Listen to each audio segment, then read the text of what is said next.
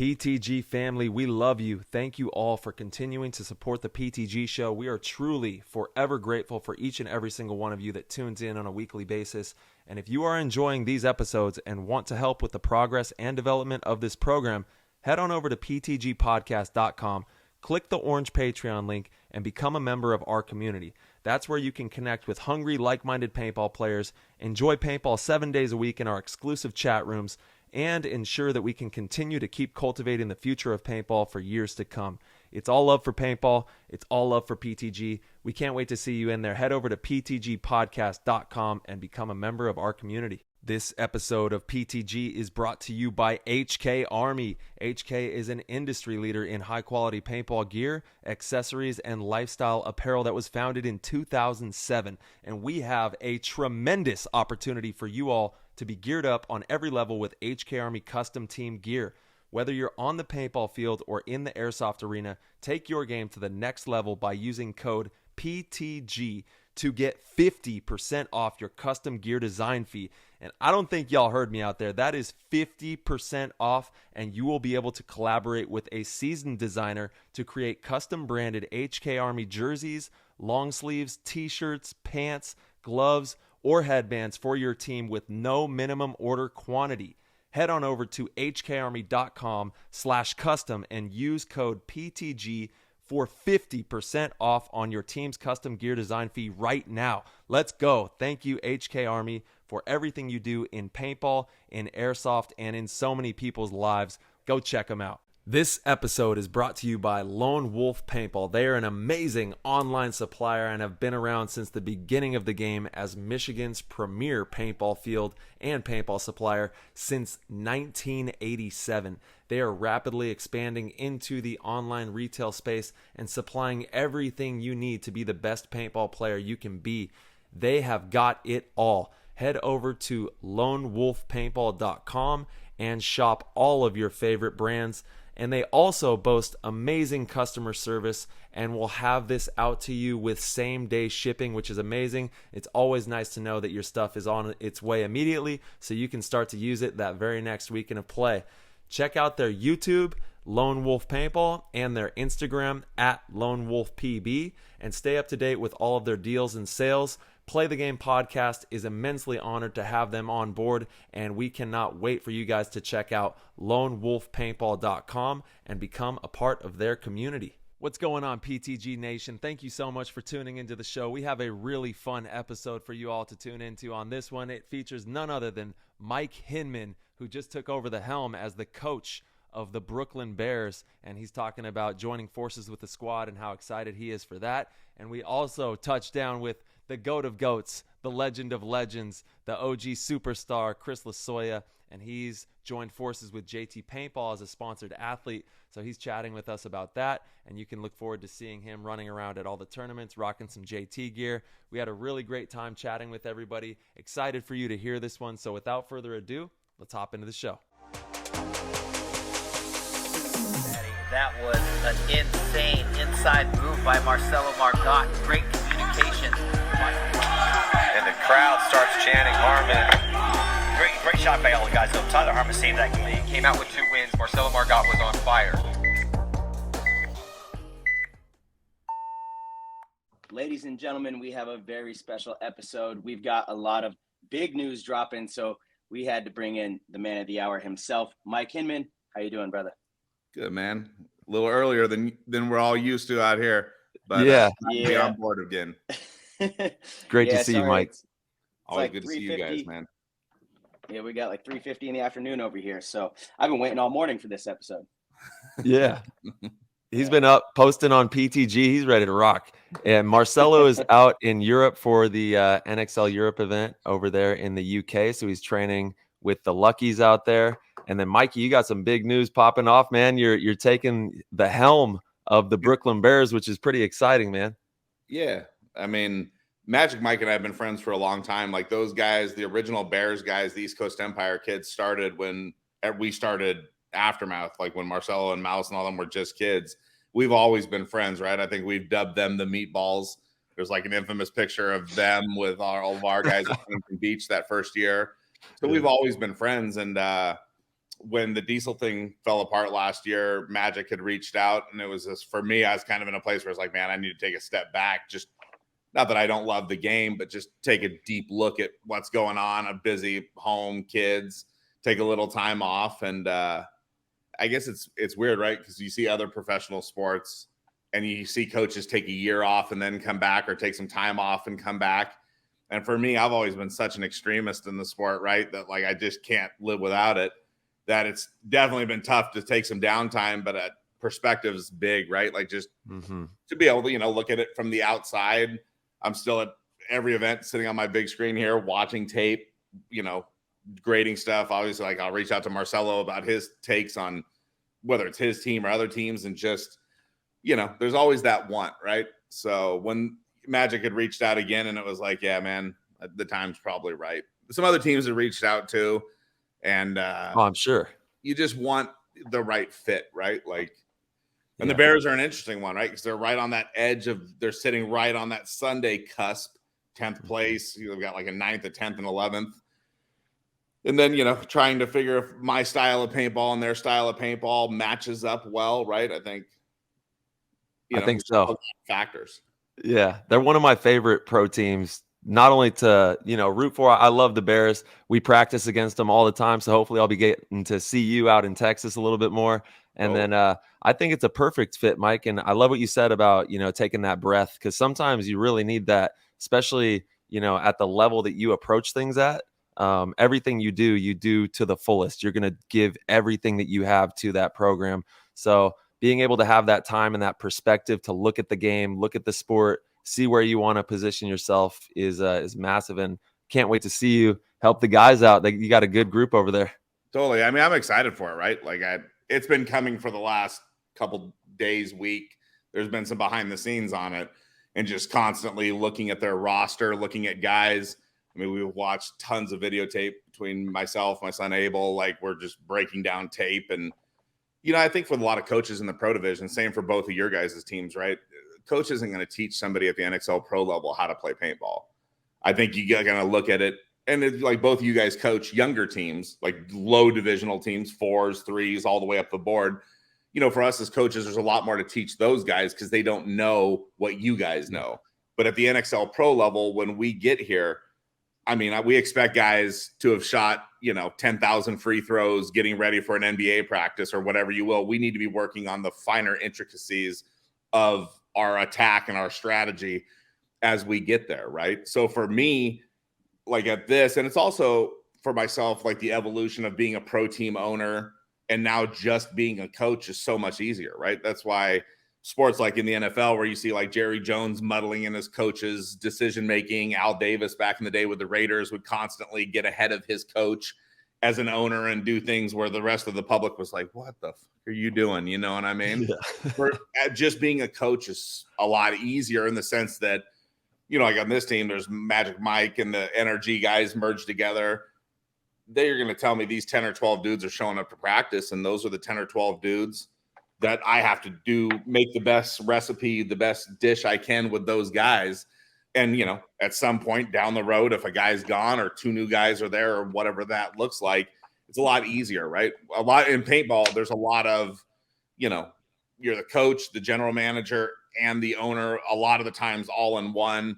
And I think it becomes difficult. So I think for this sport to continue to head the direction we believe it's heading, having guys that are just responsible for practice, coach, it's different. When it's your money and you're spending 6 figures, deep 6 figures for a lot of these teams, there's a lot of emotions that get wrapped up in decisions that are made, right?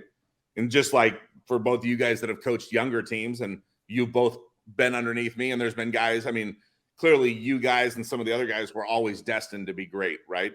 It was just a matter of time and distance that you guys had to go to get to the place that you're at. But there's other guys that we played with, right, on Aftermath we'll use, that probably weren't ever going to be in your guys' shoes. And it's tough for owners because those are the dudes that you love the most, right? Like they're sometimes the heart and soul of younger teams, but it becomes difficult because every time you take a step up that ladder, it doesn't always translate. Not every player, like same with you guys. Marcelo, I see yours. You're in the gym every day. You have a free moment, right?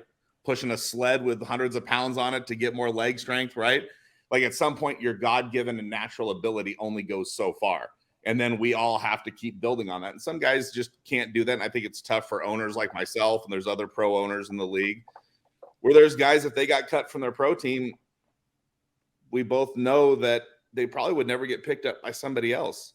And it's a fair thing to say that, use both of you for an example. If both of you got dropped by your team today for whatever reason, right? Or you just said, I'm done. Not saying you ever would, but if you did, I mean, both of you would get 19 phone calls. So would LeBron, right? Like LeBron goes into free agency right now. Everybody's going to just say, you know, we'd love you on the Orlando Magic. You're a great player. And I think, you know, for a pro coach, you need to have that separation where you can look at guys and be like, you know, this is an elite talent. Some of these guys aren't. And how can we coach some of these guys up? And keeping that in mind, you know, like this sport, and especially where it's heading in the pro division, tomorrow's not really promised, you know? I mean, I left Chicago last year feeling pretty good about myself, and got a phone call that none of us saw coming. And that was the end of that, right? And that's how it works in professional sports. Sometimes there is a business element to it, and it's not always you and your boys and your brothers, right? So it's an interesting evolution as we've gotten to this point. I actually said to Tracy, I said, you know, we left Chicago last year feeling pretty good about things, knowing where that team needed to head. And now we go back to Chicago and you're 180 degrees going a different direction, right? It's just funny how life does that sometimes. Certainly. I think it's awesome that you're coaching the Bears too. I agree with Tyler. Love the organization. Love Magic Mike. He's been nothing but great every time I've seen him. And obviously the merger with, you know, NRG, I've had a chance to practice against him with the Wrecking Crew kids quite a few times. And Alan, you know, he's just super stand-up dude. Awesome individual. So I think it's like one of those organizations where you're going to step in. I believe you're going to help them for sure break into a deeper run on Sunday. You know, that's kind of like the perfect group to take over, and they all respect you. You know, again, like you said, a lot of them, I don't know how I feel about you going and coaching our rivals from when we were, you know, kids, but I mean, but we never had any bad blood with those guys, right? No, win, never, lose, or draw. never, there was always never. Like those were dudes you guys wanted to hang out with after we were done playing. You know what I mean? So 100%. Totally. If it was a bad rivalry, then it'd be on the other side of it. But now Joey and Robbie, and I mean all the original meatballs, even the ones that aren't there anymore. Like they're just all good dudes. What's that? One of them's on Wrecking Crew now. Exactly. Jared. Yeah. Jared. So no, I think it'll be a good fit. But I mean, what you've done yesterday means nothing in life. What you do tomorrow means everything, right? Like I could talk about the 4 touchdowns back in high school like Al Bundy, but that does no good going forward. So, and it's an evolution of the game. My same coaching practice or style from 10 or 15 years ago isn't going to translate well to this current culture and game that we're in. So just being, you know, open-minded and evolving. I mean, I think it's fair to say, right? Like there's these videotape clips that we see of me at level 10.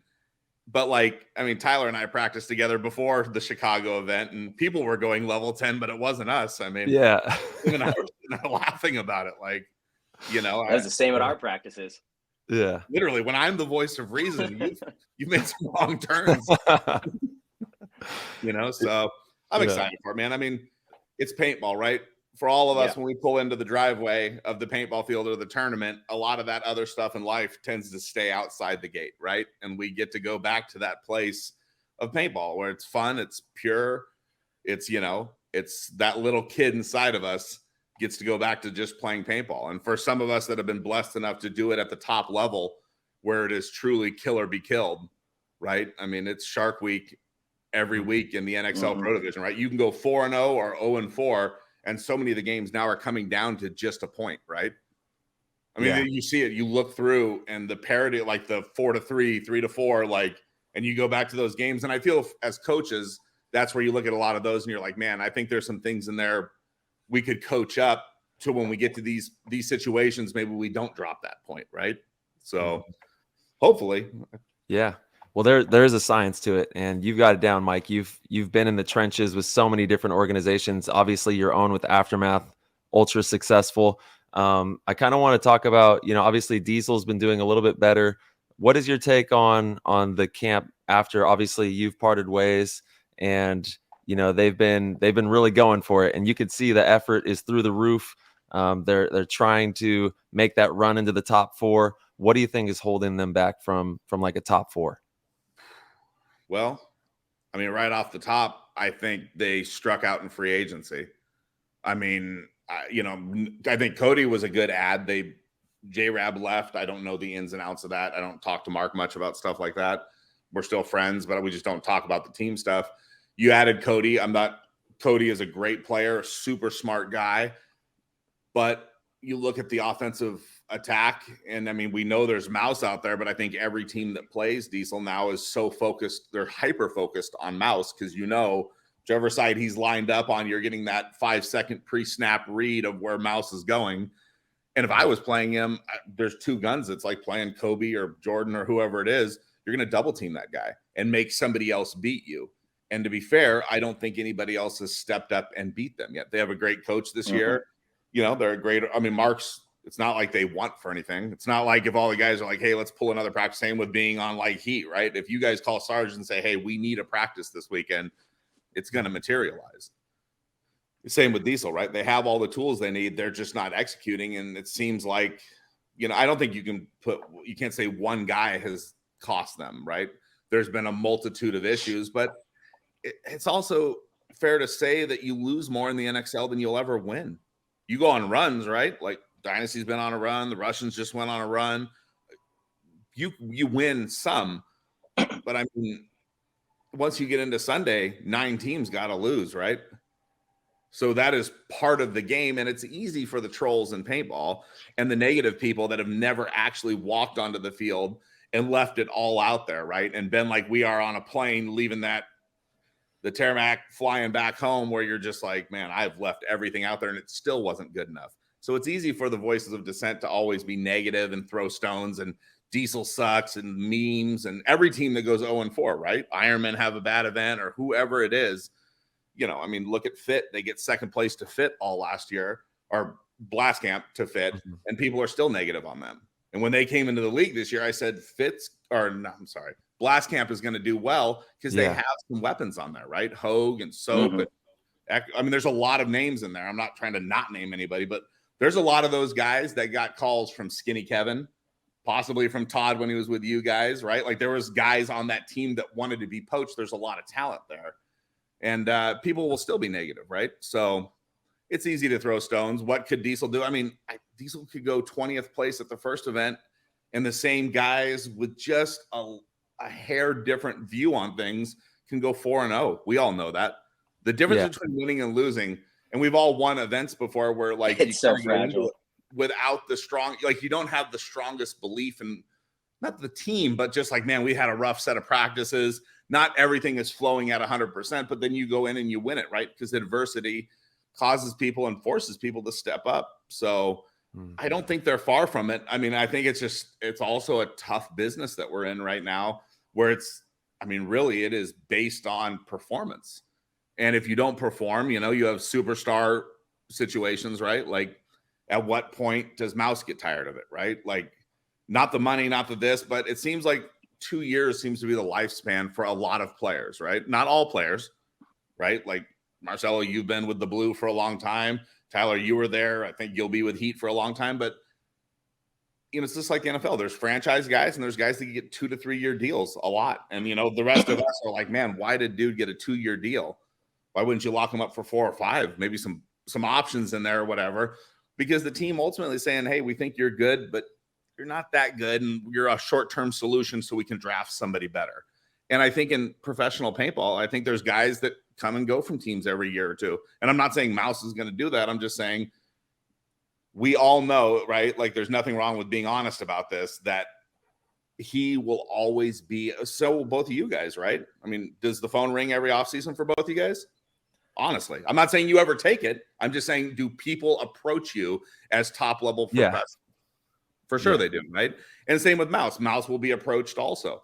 The difference is when you're winning, it's a lot harder to take that. When you're losing, ESPN would be writing an article right now about maybe he jumps. You know what I mean? I'm not saying, again, Mouse has said nothing but he appreciates Mark. He loves the team, like he really does. But at some point that off season, it gets a little dark. You know what I mean? Like we're not as close to our teams, right? Like there's a little distance between us and the Hive. And, you know, that's when crazy things happen, right? Yeah, and it's been crazy to see. Obviously, losing J-Rab is a big hit too. The dude is a monster on the field. You know, I don't know why I it think didn't. on that though, Diesel made a mistake before I was there, and even while I was there, I'm not no knock at it. I think J-Rab's got to be in a system like the Russians where he is forced to really put the practice in and put the time in. Like the Russian guys, like we all know, they don't. Hi, Marcelo, Tyler, Mike, Joe Blow, they don't care. Like one of those little kids, the D4 dudes that are on their teams, or the South American guys, could show up and have a great practice. They'll be starting 5, right? The Russians are simply analytically based, I would say. And with J-Rab being forced into a system where he has to, I mean, J-Rab is a great player. Everybody knows that. But if you allow J-Rab possibly to not put the work in, right? And last year he was also dealing with a knee injury that was, I think it's tough. I mean, we've all had an injury like that. I had a hamstring injury where you think you're good, then you go to push off and you feel the twinge. You have the sports psychology side of it. And I think in that situation, J-Rab was, it's no knock at him. He just needs to be in a situation. Listen, in fight or flight, J-Rab's swinging. Like he's not running. Like we know that. Zach Wake found out, right? Like the guy is really about handling business. So I think when you put J-Rab into a situation where he has to play all the time, where he's got to be up, you know, like on the webcast, oh, J-Rab's in Snake 2 or whatever. And you're like, yeah, man, the dude's, you can love J-Rab or you can hate J-Rab. The difference, he as a player, as a unit on the field, when he is focused in, I mean, just won 2 events. You can't, and those 5 guys, you can't knock because they played 99.9% of the points, right? Like it was the same 5 over and over. So yeah, I think J-Rab's still a great player. He's just, that's where you hear like some like NFL, NBA superstar guys go to teams and people don't think it's going to be a good fit. And it's ultimately not a good fit because it's just not the right structure or the right team for them. And I think with J-Rab, this is the perfect place for him to be, right? I mean, Dynasty would be another good place, right? Because Skinny wouldn't, cool, don't practice, don't play well, you just don't play, right? But you need to be under a system where there's a lot of force given to keep him between those lines. And if you do that, you're, I mean, and we hear like guys retiring, guys like J-Rab could play for another 20 years. Yeah. Really could, right? Like how he plays, he's a bit able to go from neutral to first to fifth gear that fast. You know what I mean? That's my honest opinion. And it's cool to see, like, you know, just like the NFL, we see guys that at the end of their career, Klay Thompson just signed a 3-year deal with the Mavs, right? Because he's past his prime. You want to see Klay show up next year and just light it up, right? You want to see him win another championship. You want to see him holding up 5 fingers. You know what I mean? He's a beast. Great to see J-Rab, one of our peers, one of our friends, and one of the realest dudes, just be able to succeed again, right? Because you never want to see a deterioration of talent and then the guy retires out or quits. You don't really retire when you suck. You just quits out of paintball. Like you want all of us, you want everybody to write off. Like, you know, you want Tom Brady to win their last championship and then walk out and say, hey, I'm done. I did it on my own, went out on my own shield, not just getting, you know, all-lead, like where he got pummeled into the ground. It didn't help the end of his career. You know what I mean? So it's a big quote, Mike. You don't retire when you suck, you quit. That's true though, isn't it? Like, I mean, that's a good well, all you do is spit the truth, Mike. And Mark, put it on myself. Diesel lets me go. Mark calls me. He lets me go. Cool. If nobody calls, did I retire or did I quit? I mean, I'll just put it on myself. Like if nobody ever calls, clearly whatever I'm doing isn't good enough to help one of 20 teams. Then I just sucked, and it happens, right? And that's just part of paintball. I think people have to evolve with the sport. Like where we were all of us 10 years ago in X-Ball, if you took even like Marcelo, you were helping teams at that point. If you took the same coaching logic there to where you're at today, it doesn't apply. I don't think some of the things will, some of the basic things will, but it's evolved a lot though. You have to really stay impressionable enough to like listen to something Skinny says or Rich Telford says or anybody and take it and be like, man, that's a good point. You can't let your ego get the best of you. Love that, man. Yeah. And Mark Paris, thank you for being in the Discord. Mike kind of hit on your question in there.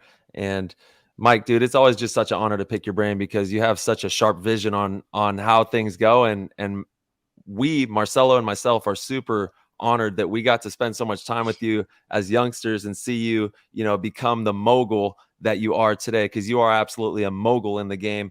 And I do want to talk about your leagues that you've been running, the WCPPL, the USXBL, absolutely crushing it. What has it been like, taking on the USXBL? And obviously the Dub Cs have been just monumental. We're excited to get out there with PTG. We're going to have our booth for event 3. So we'll see you soon at Make that sure one. there's not a practice like event 2, Tyler. Yeah. Left my boy over here to eat tacos with me the whole time. Wasn't all bad, It's been great, man. I think paintball is an interesting play. I mean, our economy is horrible right now, right? Like, even talking to Tom Cole, like the numbers keep going up and he's surprised, right? I think all of us this year expected a flattening, right? Or maybe a downturn. And, for us, it's been good. WC's been up and up and up. NXL's been up and up and up. But a lot of the other regional leagues have been kind of flat, or we're seeing a drop in a lot of numbers. Texas is still an ongoing effort, right? Like we went from 3 leagues last year to 2 leagues this year with dates pretty well spread out as we can get them. So we're not stepping on each other's toes. And you're still seeing a drop in attendance out there, right? And I think that's just, I think a big part of it's the economy. I think when times are good, we see a lot of our old friends come out that haven't been out in 4 or 5 years because money's flowing and we can afford to do it.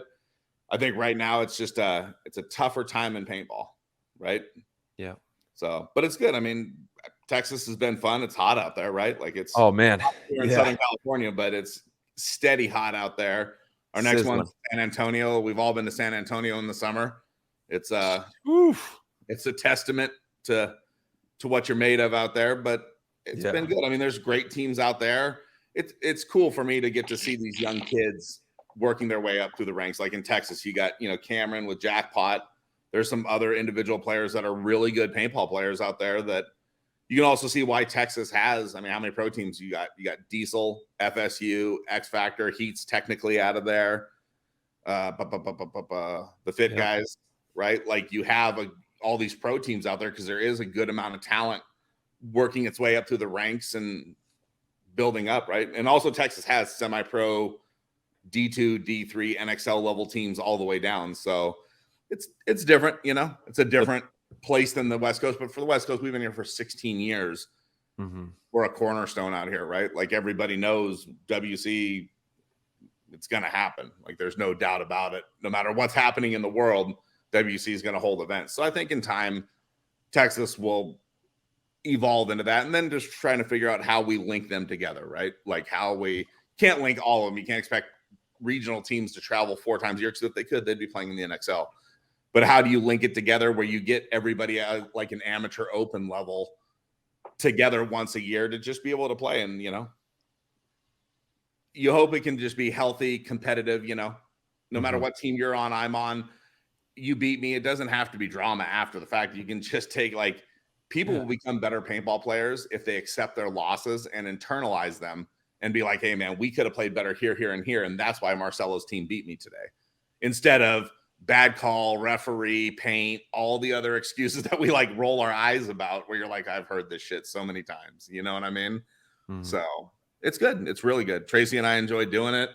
You know what I mean? Like I'm a huge fan of the game, right? So anywhere, just like you guys going to England, seems like a long ways for a lot of people, but when the end of the day is paintball and we get to see paintball from many different levels, you can never forget where you came from. And I never forget where I came from, right? Like I was poor as could be. And, I was happy to have a box of paint just to be able to play paintball. So getting to go to the regional level and truly see the grassroots level, it's cool, and there's going to be kids out here at both leagues that are at the young gun level that in 10 more years is probably going to be on one of these shows that you guys are doing.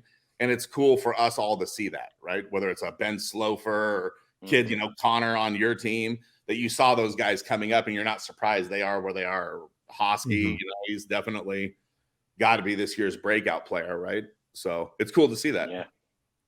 Yeah, definitely. And the people are loving it. Everyone I talked to out in Texas, they're super happy that you're out there. The events have been amazing, so they're excited about it. Yeah, they're loving it. I mean, we've had simple technical glitches, right? The scoreboard issue is always one that's difficult, right? Like That's at every event. every Every WC event. It doesn't matter what event, NXL, events in England, CPP. It doesn't matter. It seems like the scoreboard is a really difficult thing to have working 100% all the time. It is extremely difficult, and they're expensive. And every year we end up buying more and more, and they still break down left and right. You're just like, did we lose him? No, he's good. We're good. Yeah, putting on paintball tournaments is no easy task. I mean, there's so many different things you have to juggle. Obviously, setting up the event, making sure everybody's in the right spot, doing the right things. You got to have your reffing crew on point. You got to have the show on point. You've been doing the live broadcast, which is a whole nother hurdle. There's a lot of components that go into running one of these tournaments. Yeah, and luckily for us, like we have a lot of good people in place, right? Like Tracy's on the front end of the house handling it. Ryan Polito, that does the paintball trading cards, also is doing the webcast. Mm-hmm. He does a great job. He's Alicia, the man. That's one of the main NXL refs, helps us on the back end with referees. Like this year, we tried to set our dates as far away from Tom as we also could too, right? Like Tom Cole gave me the dates a week or two before Cup, so we could layer in, because at the end of the day, the NXL has to be. They're the big guy, right? They're the priority league. So here's their dates. And now where can we fit in between there without stepping directly on each other's toes? Because that just doesn't do any good for paintball, putting dates right on top of other people, right? Or even a weekend before. It puts the referees and all the support staff in just a tougher place. So it's been good. I mean, for us, our league would not operate without all the captains we have handling stuff at their level. Again, Polito's guys show up on the media side, do their thing. We've got our guy Andrew out in Arizona. We call him the Google God, I think, is on Instagram, that helps with our editing. And we have a lot of good people helping us out. And without that, the league would not be where it is today. So for me, there's not a lot to do at the events besides hear salty people complain that the ref screwed them, because like my people are truly handling things. Yeah. That's my number one gripe in paintball, is the culture has just kind of gone like this at the regional level. Instead of just being like, man, we just didn't play good. I could not imagine. And I say this, like Roderick, the head scorekeeper on the pro field, he works with us at both of our leagues. And I even say to him, I'm like, man, have you ever, even when I never say a bad call, a tough call.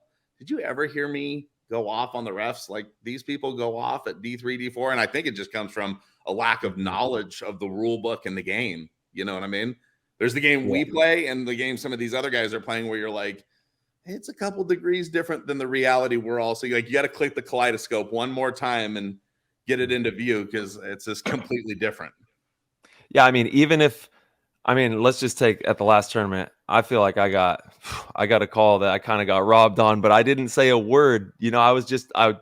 I was like, there's nothing I can do. I'm not going to do anything by yelling at this guy or getting upset or I was just like, all right, you got to understand it from their point of view. I'm not saying we're going to agree. That's a bigger issue in our country, right? The left and the right cannot just listen to each other and agree to disagree. The second you identify it to one side or this side, everybody's got to be against you. And I think I said that in the last show, right? That's a big issue in paintball, is that it has to be all me, F you. I remember back in the PSP days at one of the year-end meetings with Dave Youngblood, anybody's been in a meeting with YB, right? He's on his computer, like completely disconnected from the meeting, because he's like juggling 3 different things at one time. And he just looks up and, he owned the PSP, right? And he goes, the best thing for paintball is for the All-Americans, Aftershock, I named all these teams, and he never named the Ironman, which he was the owner of. He's like, parody's the greatest thing in paintball, this, that, and then goes right back to like keyboard stroke at 300 words a minute or whatever he was doing. You know what I mean? And it's really the best thing for paintball is to have different winners and different losers, and there doesn't have to be controversy. You can just say, hey, man, you won. Yeah, I'm going to get you next week, right? And I love what you said too, Mike, about there's so many opportunities throughout the entirety of a game to seize different moments and make things happen that go your way, where it's bigger than anything. Like, how can we be better? That's really the ultimate question. Don't pigeonhole yourself and get caught up and swept away in these things that are kind of minuscule. Look at the bigger picture and how we can actually become a thriving entity, a big powerhouse.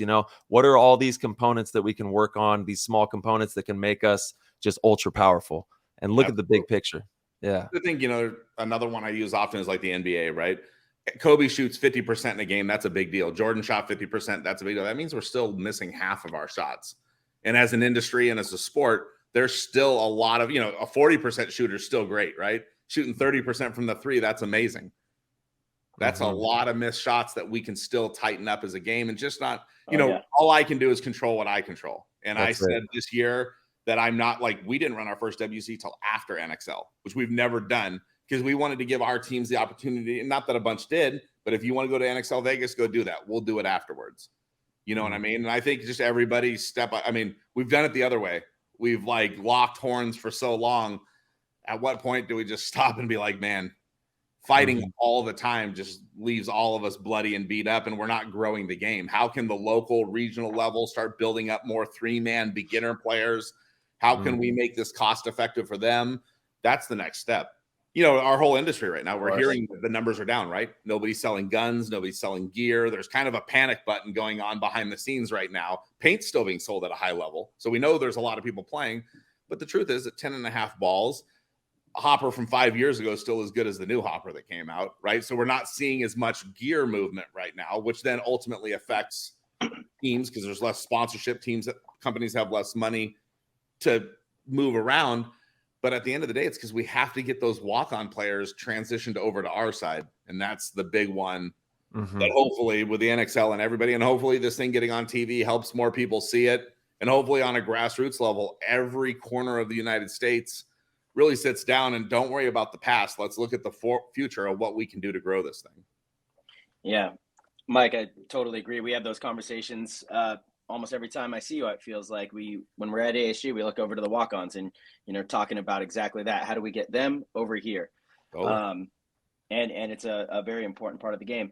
Mike, we only have you for a couple more minutes. I want to kind of round out the Bears conversation. A question that I have, and I'm sure the listeners would be excited to hear. What's the main thing that I'm sure you said you've watched film, the roster well. I'm sure you have a pretty in-depth game plan. What's one of the main things you're going to work on with the Bears that you think they need to understand to take the next step?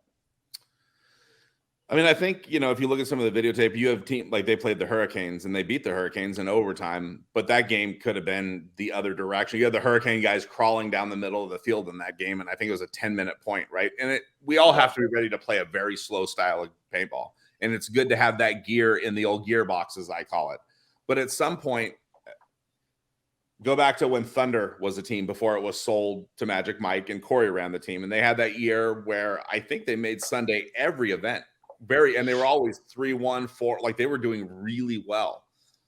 From a structural standpoint, you look at their game plans, and when they would make Sunday, they usually lost, and they lost really bad because they were constantly 3 back, 2 up, right? And I think in this current style of NXL, at some point, if the field, and that's a big if, right? It's a chessboard that changes every event. It's not neutral. It's not 3 paths, all 3 facets are easy to go through. So that's a big part of it. But if you have a field that you can be aggressive on, I think at some point you have to get aggressive, because no matter how we all scout games, when you see a team that you're going to play that never takes the 200 or 300 on the break, never goes to the snake on the break, never goes to the center 50, in the back of my mind, I'm imagining a World War II battleship with the big guns, lifting up, you know what I mean? Because if they're never taking a deep bite, our guns are focused back in, and I call it out the end zone, not out the sidelines, right? Because and we've seen that, right? Where 4 games we've watched a team and they've never gone snake on the break or never gone 200 or 300. Of course, for Marcelo and yourself, you're picking those deep shots, right? Because I know they're going to be doubled in the back center and one's going to have to slide out so we can hit them. At some point, I think we have to know when to hold them and we got to know when to go. You know what I mean? And I think that's every team in the league, right? Yeah. And when I was thinking about Thunder, they would constantly make Sunday. They would beat prelim teams all the time. And then when better teams like you guys are on, or the Russians or whoever, would look at their game for videos that they could go back through from the prelims, they could pick holes in it and they 6-0'd them or 6-1'd them consistently. I don't think they ever made it out of that. And that's not a knock at them. It's just you have to have aggressive pieces on the field, right?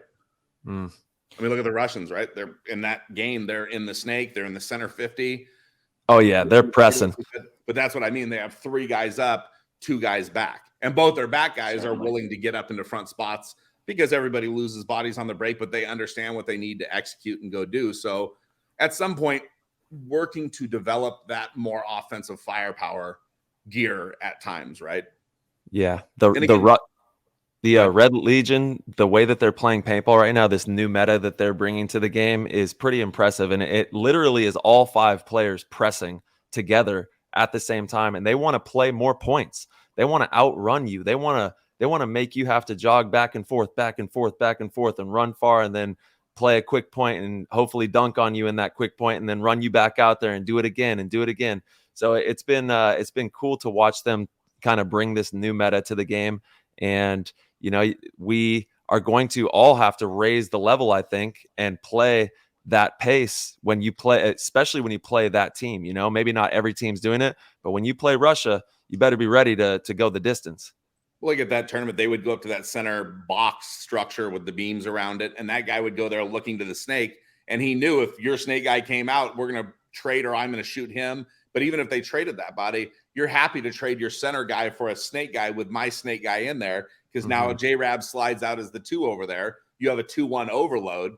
And what does their guy do? Sit in the back of the snake, the outside snake, and just wait to play counterpunch while the Russians work the can, work everybody else. And they're systematic in it, right? I very respectfully, I don't think any of it is E equals MC squared math. It is very simple. Like, if you can get a guy up the middle, high percentage alive, which a lot of teams were, and trade with a snake guy out of there, leaving you with the advantage. Or furthermore, the other team now has to move a big guy down into the snake that isn't ready to play it, So, yeah, I think there's things like that we can do, and styles of paintball. And like you said, it's systematic, and it's like, if this, then that. They're crunching the numbers. They're doing the equations. It isn't a exact equation, but there is a lot of math going on. They're crunching the numbers and working through situations and saying, if this happens, I'm going here. If this happens, you're going here. They have all that dialed in. And that's, ultimately what all the top teams. Muscle memory, right? They're probably in practice going through these scenarios where if we get down to 3 bodies, where are we going to win from? Is it 2 down the Dorito, 1 on the snake? And their guys understand a lot of it's like jiu-jitsu too, right? Big dude throws all of his weight at you. A little guy will use that weight to his advantage to take the upper hand on him. And I think it's the same in paintball. I'm the only guy on the snake side. You're not going to see J-Rab go play catch over there. He's just going to sit down, let his 2 on the Dorito side work up, get another kill. Okay, I got this, and this. And they know what to do. And they executed it at a very high level at the tournament, right? And when Aftershock won points in the finals, it's because they shot their guys. And, everybody's got a game plan until you lose 1 or 2 on the break. And then that game plan goes right out the window. Right now it's where do we got to be at the end of this game to win this game? Yeah. So, yo, Hinge, we actually have the Pony Lord, Chris Lasoya, who's in the studio right now. I got to bring him in and have you say hi to him. Let's get Chris in here. Let's go, Chris. We're bringing him in. Yo, what's up, boys? What up? How we doing? I left the pony out for you. Hey. There's some split ends in there, but it is what it is. Everybody needs a haircut. Not you, Mike, but everybody else does. No offense. How you doing, brother? I've been listening to this for the past half an hour, and I just can't. It's just so amazing for the knowledge that you drop, and it oh man, forget about it, Mike. You guys are amazing. Michael, you and I had this conversation yesterday, and I was like, this is amazing. And I can't wait to see the future, obviously. But the knowledge you split, you have, I'm not going to say the NFG word, but the NFG word, you don't even care. You're like, whatever. And what's so cool about paintball is like when we all got into this, especially the 3 of us, and you were the guy that we all looked up to. None of us ever realized at that point that we were going to be 20 years later still doing this. And we're all still friends, which is weird. Totally. Well, and the weirdest one that many people will never know is our story. No, don't tell the dad story. Don't tell the dad story. Okay, yeah, you guys go way back. Don't tell the dad story. Just tell it. This the bullet points of it. I was a kid, like a young teenager. Chris was guesting, and Chris, like myself, when he was younger, was pretty high strung. And this is way back in the day. I'm talking like mid 90s. His team, the Marine team, got into an altercation. Thanks for dating me, bro. I appreciate that. But Chris was still looking good back then. But they got into an altercation with our guys, and it turned like extremely violent. Like people were arrested at the field over the fight. Yo, I can only imagine with I'm you sitting there as a kid watching this, and I'm thinking to myself, like, they're like the Marine team dudes were heavy hitters. The Sick and Twisted guys from Velocity Paintball, now they were like, everybody was about it back then, right? They were real grown ass men. And I'm just sitting there like, there was Lasoya. You know, a different time, man. It was different. There was time, no cell phones. Yeah, no phones. And my dad. So long story short, my dad and him end up getting into a fight.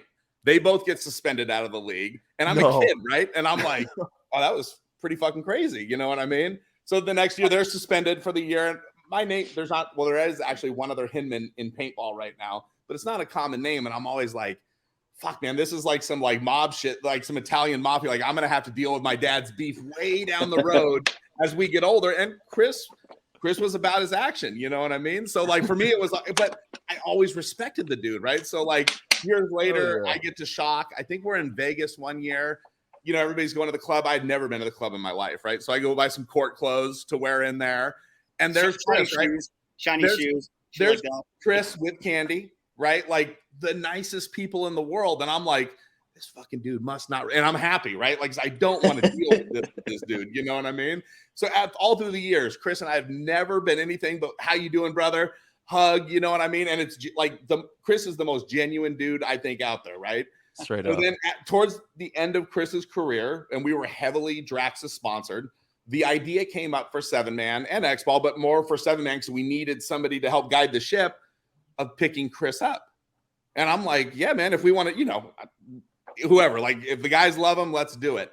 And then one day Chris addresses it and he goes, yeah, you know, it's like the thing with me and your dad. And I'm like, I'm fucking glad he brought that up. You know what I mean? Because again, just out of respect for the dude that he always was to me. Again, on the field, we all know when you walk through the netting, it's the 90 degrees of difference, right? Everybody else sees the game this way. We see it end to end. And when we get out there, it's nothing personal. It's business.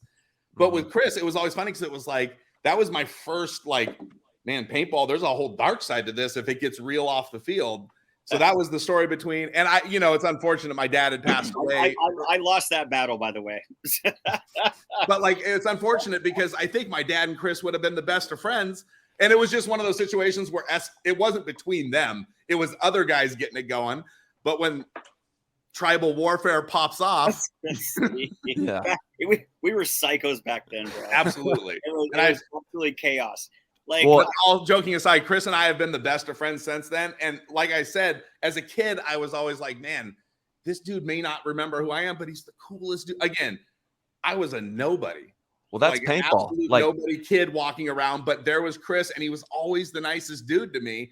And even to this day, that's why, like, no matter where I'm at in paintball, yesterday he called me and I was at a job and I'm like, fuck. And then he called me. I was literally sitting here at my dinner table and I'm like, I'm taking this. I'll just eat later. You know what I mean?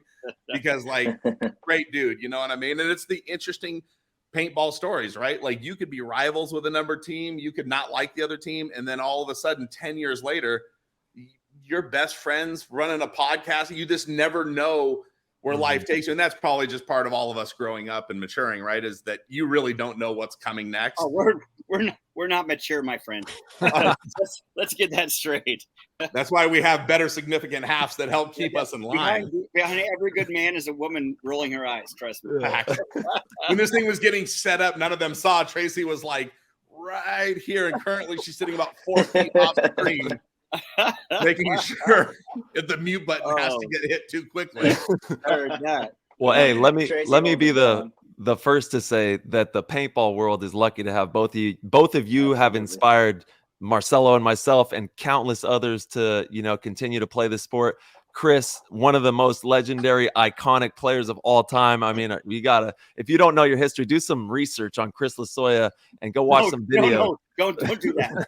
Don't do that. Just YouTube Chris Lasoya and see what comes up. Don't research me. It's terrible. Please don't. But that's the beauty of this game, man. And you know, I know on behalf of the whole paintball community, we love you guys and thank you so much, Mike. I know you're a busy man, and we're gonna dive into the Lasoya saga here, but we can't thank you enough for stopping by, bro. Always good to be in. Love you guys, Chris. Yeah, I'll talk to you soon, brother. Love you, Mike. I'll see you guys soon. Later, boys. Later, Mike. Yeah, baby. God, I love that guy. Dude, he is one of the best. He's of all one of time, the most man. amazing people in the universe.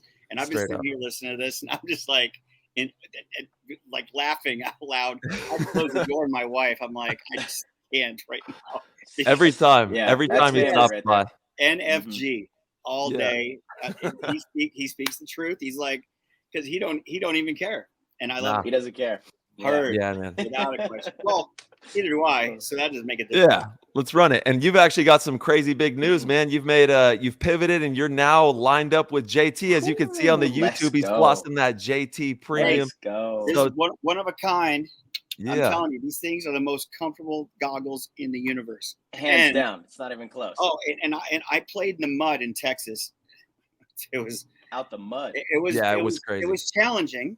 It was challenging. I'm not gonna lie, but I beat the shit out of Infamous, which helped. Oh man, it was amazing. I mean, Well- I love my boys. I do, Yeah. but I kicked the shit out of those guys with that. Well, you're a competitor, man. I mean, Oh man, once let's go. again, Chris, you had one of the most, like, legitimately, I would say, of any paintballer in the history of the game, one of the most iconic careers, and That's the word played for it. Absolutely. played with You know, such vigor, you know? it's amazing the history that we have, Marcelo. You know, Tyler, you're the gun was almost as tall as you were. It was, when man. I started playing with you back in the day, and Marcelo, you and I have fucking, history. I mean, Yeah. it's hilarious at best. Yeah. But with that said, you know, my mom loves you, obviously. We got the family. We No, Let's really go, do. Mrs. Lasoya. Seriously. She's the best. No, We she's have the queen. family. She is the best. But with that said, you know, I mean, it's all about creating relationships and you know, growing with each other and helping each other out. You know, we all mature after a while. It took me 50 years, but I got it sooner or later. Let's go, baby. But with that said, I mean, you guys have impressed me with what you've transitioned into. You guys are the top of the game, and it's impressive to watch you guys play. It's Well, it's you, man. You're a part of us. Like, yeah. But with that said, you guys are the ones, and just watching you guys play is just perplexing. I'm like, how in God's creation did he actually do that? And I just sit there and wonder that it's amazing. You guys well, Like, if gives there me the was, chills, man. Chris Lasoya saying some shit like that. Dude. You know, it's no, like, you guys listen. that's Credit wild. is due where credit is due. That's the way it is.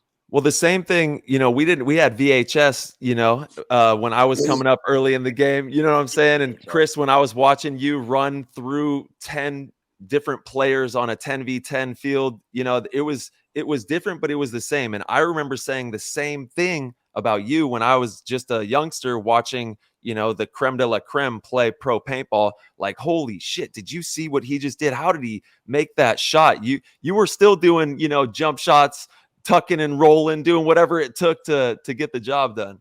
Well, that those days are over. There's no tucking and rolling anymore. The only thing rolling is my fat belly. And at the end of the day, I mean, I'm losing weight, but there's no tucking and rolling. No, You're still making the moves, though. Yeah, Still you making are. the moves. I still get you. It just takes me about 10 minutes more to get you. Oh, Dude, Lord. yo, talk to us about 10-man paintball. What's been going on in the 10-man scene or the 10v10? There's a huge, you know, uproar of people wanting to play 10v10, and I honestly want to see top tier pro paintball 10v10 with like the best teams in the world too, kind of like old school times. Well, I mean, like you got Travis doing the Pro DNA tournament. I mean, he's bringing it back, that old school stuff. You know, we're doing the.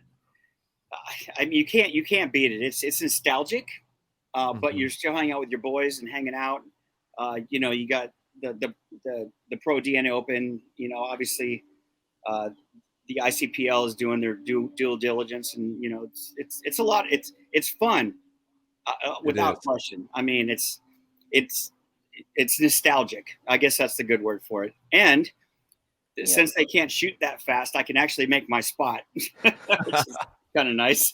Some of those mech guns get rolling though. Oh man, I tell you right now, whatever. I don't know what Caesar is doing, but like, Yeah. I got this right here, my M180. This thing is a machine gun, and Ripping. these fat fingers just. I'm not sure what's going on, but So he's Lone Wolf Paintball, right? Caesar from Lone Wolf. Yeah. Caesar from Lone Wolf. Those guys are doing work. Yep. I mean, if you really want some mech work done, you got to go to Lone Wolf. Those guys are on point. Caesar, Yeah. I mean, they're it's not even a conversation. You know the deal. The real question is: it boom treated? You know, you barrel. No, it's there's a lot going on in here. I'm not sure. Yeah. I break things. I don't build things. I just break things. Just break them. Yeah. I know it goes boom, and I shoot people, and that's pretty much the way it is. I think that's my job. That. Dude. Nice. Well, Chris, let's go ahead. Let's talk about let's talk a little bit about this move to JT. You know, because actually we had a bunch of Discord questions. A lot of the listeners were really excited to have you on the show, but a lot of their questions were geared towards push releases. But I think you got some big news. So let's kind of dive into that a little bit. So I signed with JT. Thank you, John Dresser, John Rathburn, Matt Sussman. I mean, these goggles are the most comfortable things I ever wear. I got back to my roots, and God, man, I don't think you guys were even born at this time. But John Gregory was one of my first sponsors ever. And he took very well care of me. And it just seemed like a natural transition. I mean, JT has a lot of stuff going on, core, obviously, it was a good transition. And I mean, it was just a natural instinct to go back to JT. Nice. Their product is top notch. I mean, I don't think I got shot in the face a lot, and I don't think I've even changed these lenses because I hate getting shot in the face, but with that said, the product it's a good product. It wears well. I mean, you are JT, Yeah, I love it. Absolutely. And love it's the most comfortable stuff I've ever competed in. It was a hard transition. I mean, because I've been with Push for a long time. But with that said, everything's a transition at some point or another, as you guys very well evolution. know. It is evolution, 100%. Yeah. And that's where we're at. So, I'm happy with JT. Like I said, Matt and John are taking really good care of me.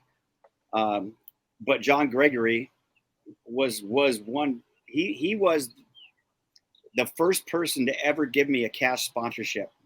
And as minimal as it seems, I think my first cash sponsorship was $5,000 a year, plus product. But this is, And for the listeners that don't know, John Gregory is he's a founder of JT. Yes, John Gregory. So, but also Marty from Scott. He was one of my first sponsors, and those guys were innovators of the sport. John Gregory gave my first cash sponsorship, which I didn't even thought existed. And this is back 1975. Fuck, really? I was just come on. Thank God you're overseas, young man. I'm going to see you sooner. Marshmallow, you can laugh all you want, but soon I'm going to see you sooner or later. Anyway, I miss you. I miss you too, buddy. Respectfully, Respectfully, yes. Respectfully, yeah. The 70s were a great decade. The 70s were a great decade. Heard, but with that said, I mean, he was an innovator. John Gregory, helped me out. Bud Orr was one of my major sponsors, and he took really good care of me. Jacko, Leds, you can't make it in this sport without the proper people behind you. Now you have to create yourself a certain situation to make you profitable for these companies. You got to build a brand. They just don't give you money anymore. Yeah, totally. It doesn't work that way. You have one of the most powerful. To this day, your brand is powerful. But back in your heyday when you were prime time, I don't know a brand that was more powerful. I mean, it was, again, that's why when Tyler used the word iconic, I said that's the perfect word, because everybody idolized, you know, you had this presence about you, and again, still do, you know, but when you were competing at the height of the game, like you paved the way for a lot of people, and that's, you built a brand. You guys are preaching to the choir. Look at you guys now. You guys are the choir. I mean, come on. You guys are the icons right now. Learn from the best. I mean, no, it's not, and I appreciate that. But I also think that you guys earned it. It's not like it was given to you. Like when you tore your ACL, you saw yourself in the gym. You were always there, you know, working out, doing this, doing that. Tyler, you would do drills every day. You were like 4 foot tall and couldn't even carry a gun, for that matter. I mean, you guys created your own profitability at this point. And that's also respectful, and people have to respect that, and they got to take initiative and say, look, what do I need to do to get better? Look at YouTube. That's what you need to do to get better. Just focus. It's super simple. It's not rocket science here.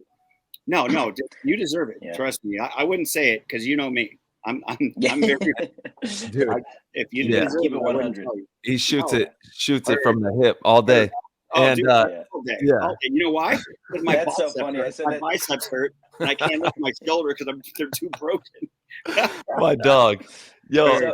So Chris, are you just joining JT as a sponsored player? I think you're going to have some pretty cool signature series stuff. Tyler actually has something really cool to share. Yeah, I got this right here. Oh, hey, this is also first to see. Nobody's seen this yet, and you know, thank you very much to my boy Jared Lackey. From Core, we're doing a old school, and this is, I haven't seen this jersey in a long time. I'm gonna put it on the screen right now. Dude. Hold on one second, guys. No, it's old school bubble jersey.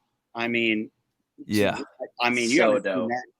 Yeah, with the 69, the OG funny. 69. Well, I've been begging Dynasty to run this design. I've been begging our guys to run this design. Listen, you're too late in the game, son.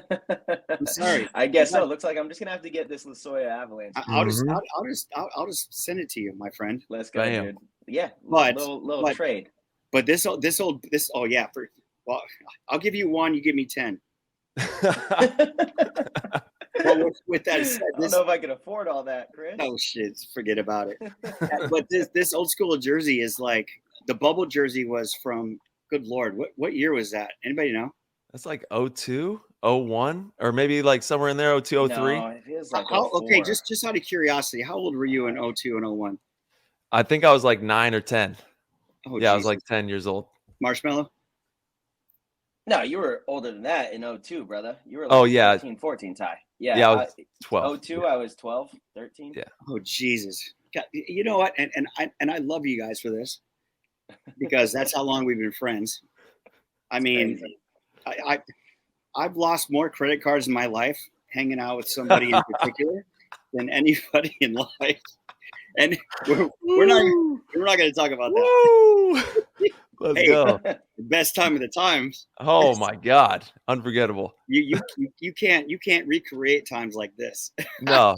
Early 20s. Chris rolls up with 2 buses of sorority college party girls, and we just take over the town. It was insanity. It was, yeah, madness. Yeah, madness. Marcel, you've been to Madrid with me. I've been to a few. Yeah. Hey, when you're big, you're big. And Chris, dude, absolutely the biggest dog on the yard. And if you're not looking at the YouTube, head over there, check out this new jersey that Chris is dropping. It's pretty crazy, dude. And we can't wait to see that. How many of these will there be? That's a good question. I'm going to limit it.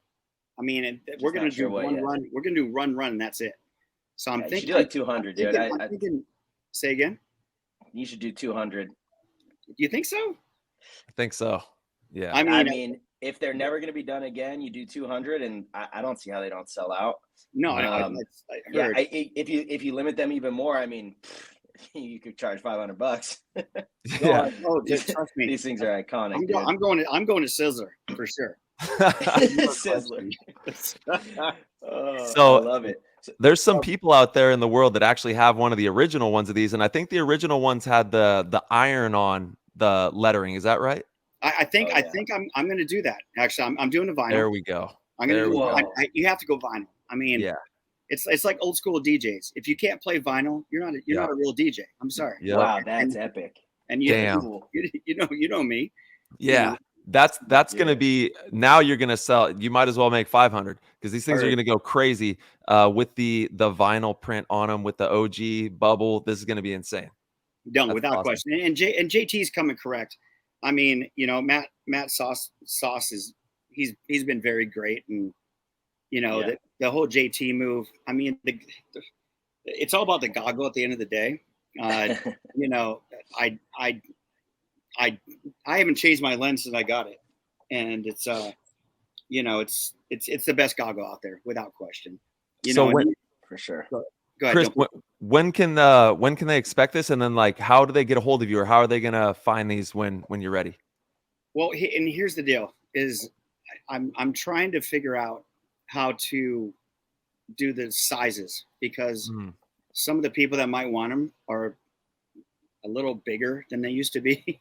Yeah. But I mean, at the end of the day, just hit me up on my Instagram, and Okay. And you know, I'm doing pre-orders so I can kind of figure out how to gauge the market.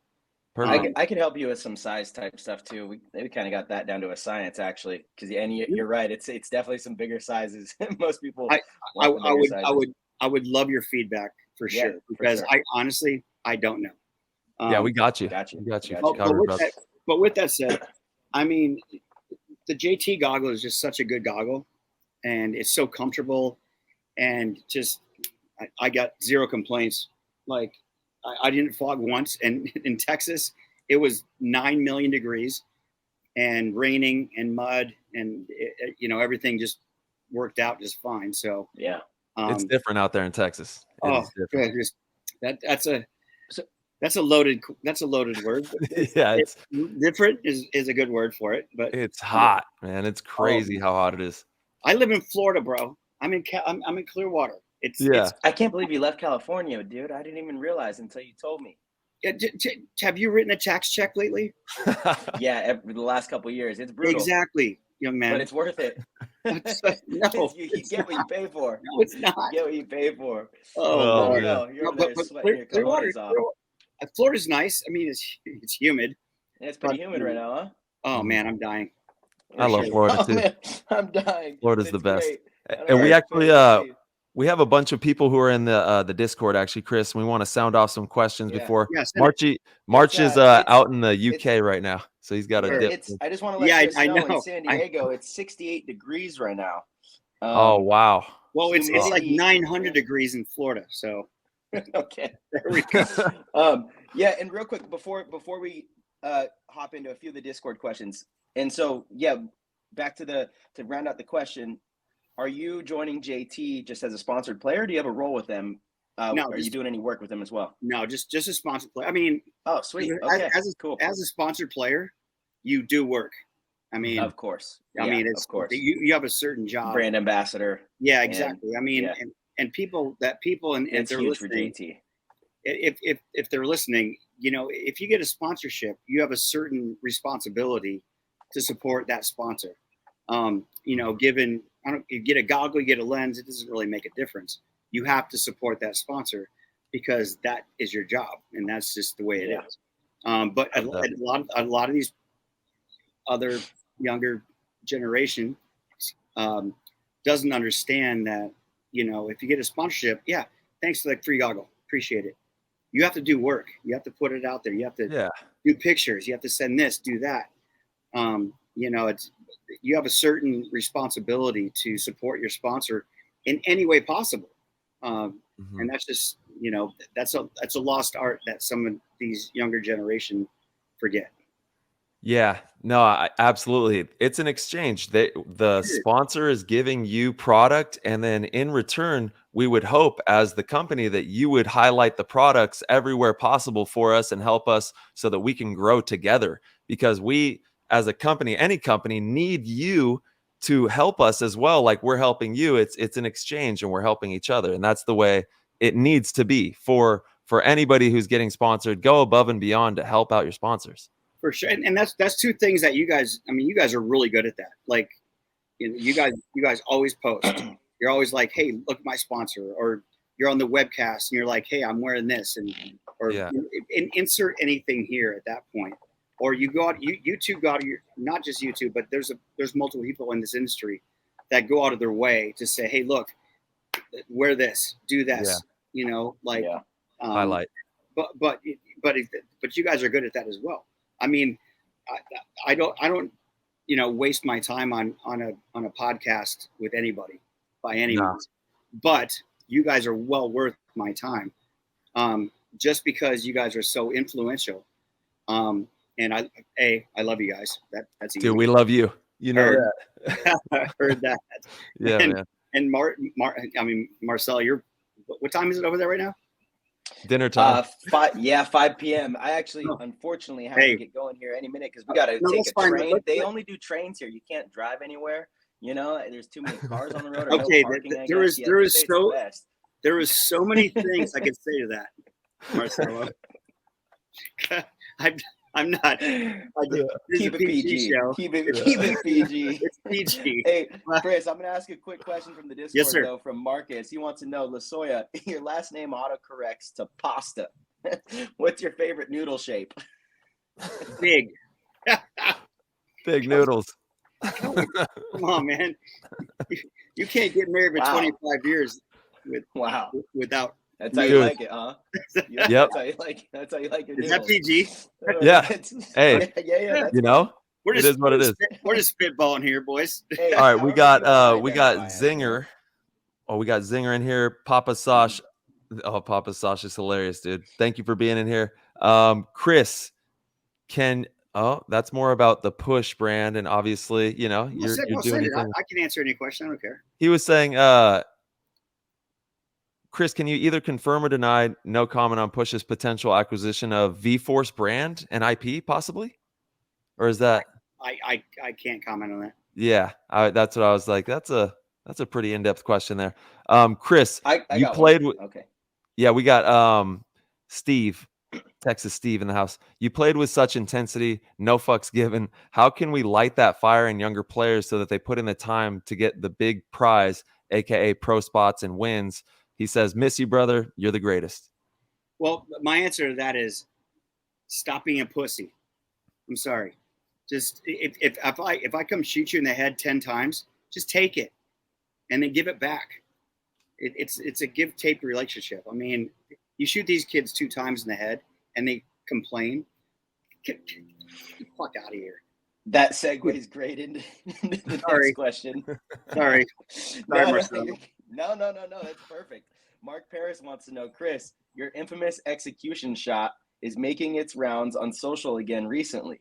Can you walk us through what you were thinking back then, and would you do it again? Oh, 100%, without question. Hey, you were on my team. Do you remember that when you were on Oakland? That's my Tuesday, bro. Get out of here, kids. I mean, so here's the deal. I remember watching this from the sidelines. I saw you shoot him.